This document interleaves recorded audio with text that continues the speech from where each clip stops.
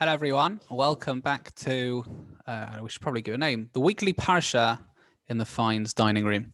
Anyway, gosh, I guess this headset means hard to smile properly as well. Welcome to Parshas Yisro. I want to point out a beautiful idea from Rabbi Shimshon Hirsch. It talks about in Parshas Yisro. It's actually the order of the Ten Commandments. And let's start it like this. Everything we experience in life is based on three senses. There's what we call machshava and dibur and maisa. In other words, you've got machshava, thought, you've got dibur is speech, and then you've got action. The hands, action. In halacha, in Jewish law, it's like that as well. There's certain things that are effected through mitzvahs that are done through thinking. If you think about emunah, if you think about fearing Hashem, loving Hashem, there are mitzvahs that are done through speaking, with davening primarily. And then you've got mitzvahs that are done through action, tefillin and lulav, etc. Various other mitzvahs, chesed, often through action as well. Now, obviously, some mitzvahs combine all three, but nevertheless, different mitzvahs revolve around those three different fulcrums, so to speak. Now, if you look at the first set of five, the Ten Commandments, you'll see a very different sequence to the second set of five.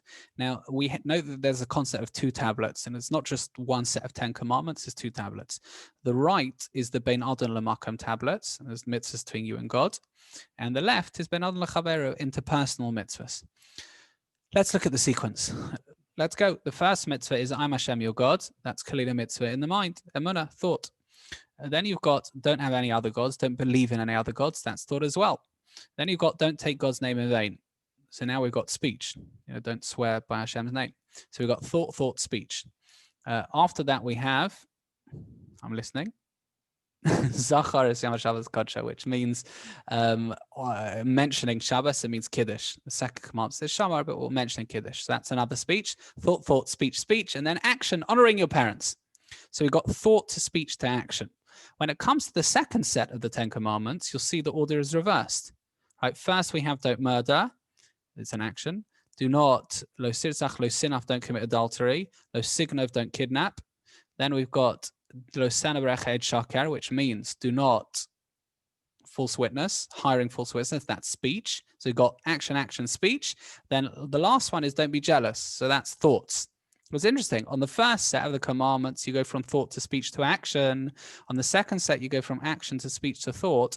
Why is it that there's this kind of mini contradiction? It explains to Rabbi Shimshon Hirsch something beautiful. Always is. Torah is beautiful. He says like this. He says, when it comes to your relationship to Hashem, you and Hashem, first you have to get the thought right. First you have to get the philosophy right. In other words, proper belief in Hashem, proper understanding that he runs the world. Then you can express that in speech, and then you can deepen that in action. Like you tell someone who doesn't believe in God whatsoever, and genuinely doesn't believe in God, do this mitzvah, do that mitzvah. The mitzvah will give him something, he'll get some reward, but it's not going to build his philosophical foundations. First, the philosophy, speech, action. Beautiful. When it comes to mitzvahs, Bein Adon L'Chavero, the interpersonal mitzvahs, is how do you become a kind person? You don't start philosophizing, oh, what's kindness and how do I become kind, etc. No, you do acts of kindness. Do the action. It makes you a kinder person. In fact, the Rambam writes this. If you've got £1,000 to give to tzedakah, says the Rambam, don't give £1,000 to one person. Give £1 to 1,000 people, because each act of giving makes you a kinder person. And therefore, the way you do it, Bein Adon L'Chavero interpersonal, is go for the actions first. That filters down into your speech, and that filters down to your action. You see from here that process. There's working on yourself. There's a process to working on yourself. And it's not just random. You have to know yourself. You have to know the process. You have to know the goal. Please God, we should be successful in all those endeavors.